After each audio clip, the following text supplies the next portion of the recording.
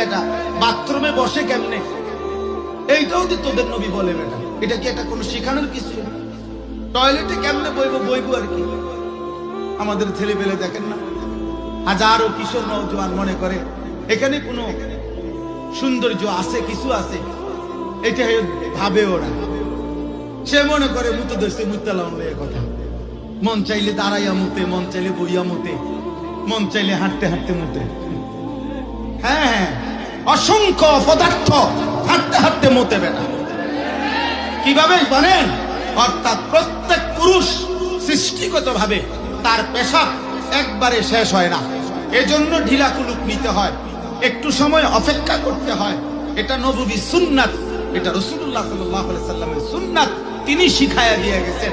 কিন্তু যে সমস্ত অপদার্থ পেশাব কইরাই সেইটা টান দিয়ে হাঁটা ধরে, তার যে বাকি 3 ফুটা 4 ফুটা 5 ফুটা পেশাব পরে ঝরে, এগুলা তার প্যান্টের মধ্যে পড়ে। আর এই সময় তো সে হাঁটতেছে, এই জন্য বাকি পেশাবটা হাঁটতে হাঁটতে মুখে।